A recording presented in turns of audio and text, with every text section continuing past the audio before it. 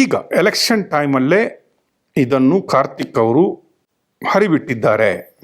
Election ಟೈಮಲ್ಲಿ ಈಗ ಕಾಂಗ್ರೆಸ್ ಅವರಿಗೆ ಸೇರಿಕೊಂಡು, ನನ್ನ ಆಪಾದನೆ ನಿಮ್ಮ ಮೇಲೆ ಅಂತ ಇಟ್ಕೊಳ್ಳಿ, ನನ್ನ ಆಪಾದನೆ ನಿಮ್ಮ ಮೇಲೆ, ಕಾಂಗ್ರೆಸ್ನವರೊಟ್ಟಿಗೆ ಸೇರಿಕೊಂಡು BJP ಮತ್ತು JDS ಅಭ್ಯರ್ಥಿಯನ್ನು ಸೋಲಿಸಲಿಕ್ಕಾಗಿ ನೀವು 2021ರಲ್ಲಿ 22ರಲ್ಲಿ ಸಿಕ್ಕಿದ ವಿಡಿಯೋವನ್ನು ಎಲೆಕ್ಷನ್ ಟೈಮಲ್ಲಿ ಇಡೀ ಹೊಳೆ ನರಸೀಪುರಕ್ಕೆ ಲೀಕ್ ಮಾಡುವಲ್ಲಿ ನಿಮ್ಮ ಪಾತ್ರ ಇದೆ ಅಂತ ಹೇಳ್ತೀನಿ. ಇಲ್ಲ, ಯಾಕೆ ಅಂತಂದರೆ ನಾನು ಲೀಕ್ ಮಾಡಬೇಕು ಇಲ್ಲ ಬಿಡಲೇಬೇಕು ಅಂದ್ಕೊಂಡಿದ್ರೆ ಇವತ್ತು ML ಎಲೆಕ್ಷನ್ ಬಿಟ್ಬಿಡುವೆ. ಯಾಕೆಂದ್ರೆ ಅವಾಗ ನಂದು ಇನ್ನೂ ಜಮೀನು ಡಿಸ್ಟ್ರಿಬ್ಯೂಟ್ ಆಗಿತ್ತು, ನನಗವ್ರಿಗೂ ಸಿಟ್ಟಿತ್ತು, ಅವಾಗಲೇ ಬಿಟ್ಬಿಡುವೆ. ಅವಾಗ ಇನ್ನೂ ಸ್ಟೇನೇ ತಂದಿರಲಿಲ್ಲ.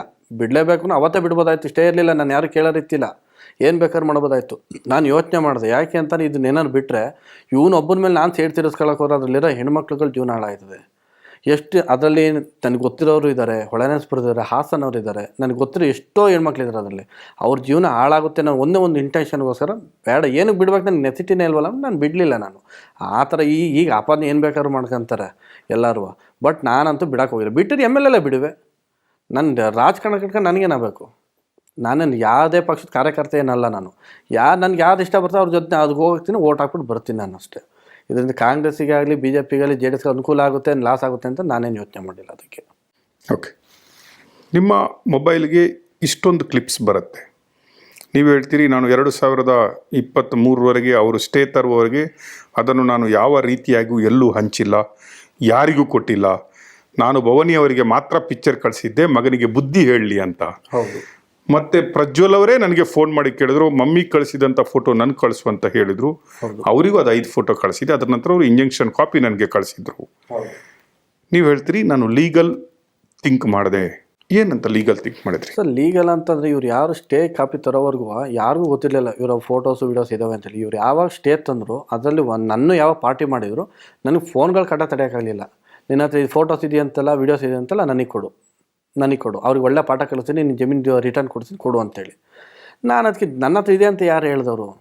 ಯಾಕೆ ಹೇಳಬೇಕು? ಸ್ಟೇ ಕಾಪಿ ತಂದಿಲ್ಲ ಪ್ರಜ್ವಲ್ ಅವರೇ, ನಿಂದು ಹೆಸರು 87 88 ನೀನೇ ಇರೋದು, ತಂದು ಕೊಡು ಅಂತ.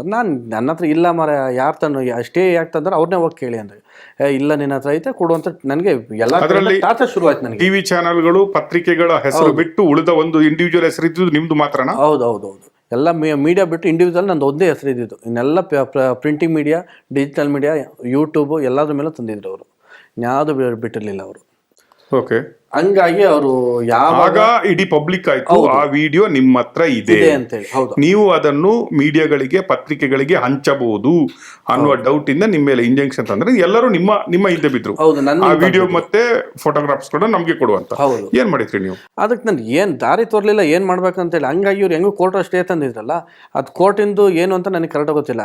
ನಂದು ಜಮೀನ್ ಇನ್ಸಿಡೆಂಟ್ ಆದಾಗ ಎಲ್ಲ ಮೀಡಿಯಾಗಳಿಗೆ ಮತ್ತೆ ಏನು ಕೇಸ್ ಹೆಂಗ್ ಮೂವ್ ಮಾಡಬೇಕು ಅಂತ, ಯಾರ ಹತ್ರಕ್ಕೆ ಹೋಗ್ಬೇಕು ಅಂತೆಲ್ಲ ದೇವರಾಜೇಗೌಡರು ಕರ್ಕೊಂಡೋಗಿ ತೋರ್ಸವ್ರು ನನಗೆ. ಹಂಗಾಗಿ ನಾನೇನು ಮಾಡಿದೆ, ದೇವರಾಜೇಗೌಡರ ಹತ್ರಕ್ಕೆ ಹೋದೆ. ಪರಿಚಯ ಇದ್ರಲ್ಲ, ಹಿಂಗೆ ಆ ಸ್ಟೇ ತಂದಿದ್ದಾರೆ, ಏನು ಮಾಡೋದು ಅಂತ ಅವ್ರಿಗೆ ಫೋನ್ ಮಾಡಿದೆ. ಏನು ಸ್ಟೇ ತಂದವ್ರೆ ಅಂದರೆ ನಾನು ಹೇಳಿದೆ ಈ ಥರ ಅಂತೇಳಿ.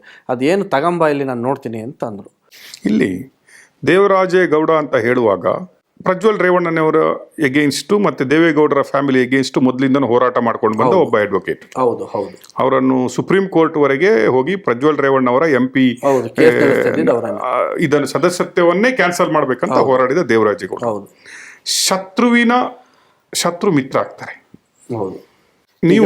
ನೀವು ನಿಮಗೆ ಕಿರುಕುಳ ಬಂದ ಕೂಡಲೇ, ನಿಮಗೆ ಸ್ಟೇ ಬಂದ ಕೂಡಲೇ ನಿಮಗೆ ನೆನಪಾಗಿದ್ದು ರೇವಣ್ಣನ ಫ್ಯಾಮಿಲಿಯ ಅಜಾತ ಶತ್ರುವಾಗಿ ಕಾಡ್ತಾ ಇದ್ದಂತಹ ದೇವರಾಜೇಗೌಡರು. ಅವ್ರ ಹತ್ರ ಹೋಗ್ತೀರಿ, ಅವರಿಗೆ ಫೋನ್ ಮಾಡ್ತೀರಿ ನೀವು, ಅವ್ರು ಹೇಳ್ತಾರೆ ಎಲ್ಲ ತಗೊಂಡು ನನ್ನ ಹತ್ರ ಬಾ. ಏನಾಯ್ತು ಮತ್ತೆ? ಅದೇ ಎಲ್ಲನ ತಗೊಂಡು ಅವ್ರ ಹತ್ರಕ್ಕೆ ಹೋಗ್ತೀನಿ. ಅವ್ರ ಮನೆಗೆ ಎಲ್ಲಿದ್ದೀರ ಅಂತ ಕೇಳ್ತೀನಿ. ಬೆಂಗಳೂರಲ್ಲಿದ್ದೆ, ಬಂದಿದ್ದೀನಿ, ಹಾಸನಲ್ಲಿದ್ದೀನಿ, ಬಾ ಅಂತ ಹೇಳ್ತಾರೆ. ಅವ್ರ ಮನೆಗೆ ಹೋಗ್ತೀನಿ. ನಾನು ಅವ್ರ ಮನೆಗೆ ಹೋಗ್ಬಿಟ್ಟು ಅವ್ರದ್ದು ಕಾಪಿ ಕೊಡ್ತೀನಿ, ಏನು ಬಂದಿರ್ತ ಅಡ್ವೊಕೇಟ್ದು ಅದನ್ನು ಕೊಡ್ತೀನಿ. ಅವರೆಲ್ಲ ನೋಡ್ಬಿಟ್ಟು, ನಿನ್ನ ಹತ್ರ ಯಾವುದೋ ಫೋಟೋ ವಿಡಿಯೋ ಇದೆಯಂತೆ, ಅದಕ್ಕೆ ಅವ್ರು ಸ್ಟೇ ತಂದವ್ರೆ ಅಂತ. ನನ್ನ ಹತ್ರ ಯಾವುದಿಲ್ಲ ಅಂತ ನಾನು ಹೇಳ್ತೀನಿ. ಇಲ್ಲೇ ಮೆನ್ಷನ್ ಮಾಡಿದಾರಲ್ಲ ಮರೆಯ, ಇಲ್ಲೇ ನಿಂತು ಫೋಟೋಸು, ನೀನೇನು ಪ್ರಜ್ವಲಿಗೇನೋ ಫೋಟೋ ಕಳಿಸಿದ್ದ ಅಂತಂದರು. ಹೌದು ಕಳಿಸಿದ್ದೆ. ಅವರು ನನಗೆ ಎಲ್ಲ ಇನ್ಸಿಡೆಂಟ್ ಹೇಳ್ತೀನಿ, ಮೇಡಮಿಗೆ ಕಳಿಸಿದ್ದು ಅದು ಆಗಿದ್ದೆಲ್ಲ ಹೇಳಿರ್ತೀನಿ. ಅದಕ್ಕೆ ಅವರಿದ್ದರು ಅದನ್ನು ತಗೊಂಡು ನನಗೆ ಫೋಟೋ ಬಂದಿದೆ ಅಂತೇಳಿ ಅದ್ರ ಮೇಲೆ ಸ್ಟೇ ತಂದಿದ್ದಾರೆ, ನಿನ್ನೂ ಮೆನ್ಷನ್ ಮಾಡಿ ಅಂತಂದು. ಅದಕ್ಕೆ ಏನು ಮಾಡ್ಬೋದಣ್ಣ ಅಂತಂದು. ಏನು ಮಾಡೋಕ್ಕಾಯ್ತದೆ? ಏನು ಮಾಡೋಕ್ಕಾಗೋದಿಲ್ಲ. ಒಂದು ಕೆಲಸ ಮಾಡು, ವಕಾಲತಿ ಸೈನ್ ಮಾಡಿಕೊಡು, ಅದೇನೈತೆ ಕೇಸ್ ನಾನು ಮೂವ್ ಮಾಡ್ಕೊತೀನಿ ಅಂತ ಹೇಳ್ತಾರೆ. ಸರಿ ಮೂವ್ ಮಾಡ್ಕೊಂಡವ್ರು ಏನಾಗ್ಬೋದಣ್ಣ ಅಂತಂದು, ಮೂವ್ ಮಾಡೋಣ ಏನಾಗುತ್ತೆ ಆಮೇಲೆ ನೋಡೋಣ ಮುಂದೆ, ಬಟ್ ಇವ್ರಿಗೆ ತಕ್ಕ ಪಾಠ ಅಂತೂ ಕಲಿಸ್ಬೋದು ಇವ್ರಿಗೆ ಅಂತ ಹೇಳ್ತಾರೆ. ನಾನು ಅದಕ್ಕೆ ತಕ್ಕ ಪಾಠ ಅಂದರೆ ಯಾವ ರೀತಿ ಕಲಿಸ್ತೀರಿ ಅಂತ, ಇವ್ರು ಮಾಡಿರೋಂಥ ಅನ್ಯಾಯಗಳಿಗೆ ಏನೇನಿದೆ ಎಲ್ಲದಕ್ಕೂ ಒಳ್ಳೆ ಪಾಠ ಕಲಿಸ್ಬೋದು, ಕೇಸಲ್ಲಿ ಕೋರ್ಟಲ್ಲಿ ಕೇಸ್ ಮೂವ್ ಮಾಡೋಣ ಅಂತ ಹೇಳ್ಬಿಟ್ಟು ಹೇಳ್ತಾರೆ ನನಗೆ. ಸರಿ ಅಂದ್ಬಿಟ್ಟು ಏನು ಬೇಕು ನಿಮ್ಗೆ, ಎವಿಡೆನ್ಸ್ ಏನು ಬೇಕಂತ, ಏನಿಲ್ಲ ನಿನ್ನ ಹತ್ರ ಫೋಟೋಸ್ ವೀಡಿಯೋಸ್ ಇದೆಯಲ್ಲ ಅದನ್ನು ತಂದು ಕೊಡು ಅಂತ ಹೇಳ್ಬಿಟ್ಟು ಕೇಳ್ತಾರೆ. ಸರ್ ನಾನಿದ್ದಾನೆ ಅವತ್ತು ನನ್ನ ಹತ್ರ ಯಾವ ಇಲ್ಲ, ನಾನು ತಂದಿಲ್ಲ, ಇನ್ನೊಂದು ದಿವಸ ತಂದು ಕೊಡ್ತೀನಿ ಅಂದ್ಬಿಟ್ಟು ನಾನು ವಾಪಸ್ ಬರ್ತೀನಿ. ನಾನು ಅವತ್ತು ಬರೀ ವಕಾಲತ್ ಪೇಪರ್ ಮಾತ್ರ ಕೊಟ್ಬಿಟ್ಟು ಬರೋದು ನಾನು ಅಷ್ಟೇ. ಅದು ಕೊಟ್ಟು ಒಂದು 3-4 ದಿವಸ ಆದಮೇಲೆ ಅವರು ಮತ್ತೆ ಫೋನ್ ಮಾಡ್ತಾರೆ, ಎಲ್ಲೋ ಕೋರ್ಟಿಗೆ ಕೊಡಬೇಕದು ಅಂತ ಹೇಳ್ಬಿಟ್ಟು. ನಾನು ಅದಕ್ಕೆ ಕೇಳ್ತೀನಿ, ಅಲ್ಲಣ್ಣ ನೀವು ಇಸ್ಕೊಂಡು ಹೋಗ್ತೀರಿ, ನಾಳೆ ದಿನ ಏನಾದ್ರು ಯಾರಿಗಾರು ಕೊಟ್ಟರೆ ನಾನು ಏನು ಮಾಡಲಿ ಅಂತ ನಾನು ಕೇಳ್ತೀನಿ.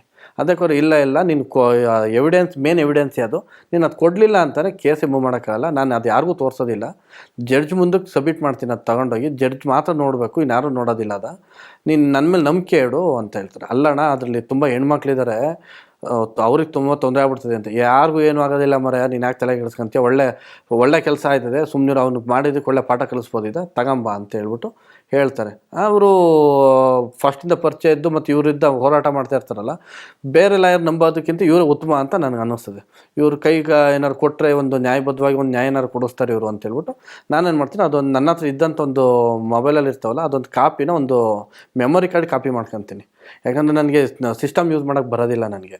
ಹಂಗಾಗಿ ಅದೊಂದು ಪೆನ್ಡ್ರೈವ್, ಇವರು ಪೆನ್ಡ್ರೈವ್ ಅಂತ ಹೇಳ್ತಾರಲ್ಲ, ಆ್ಯಕ್ಚುಲಿ ನಾನು ಪೆನ್ಡ್ರೈವಲ್ಲ ಅವ್ರಿಗೆ ಕೊಟ್ಟಿರೋದು, ನಾನು ಅವ್ರಿಗೆ ಕೊಟ್ಟಿರೋದು ನಾನು ಮೆಮೊರಿ ಕಾರ್ಡ್, ಪಾಪ ಮರ್ತ್ಕೊಂಡವ್ರು ಅವರು.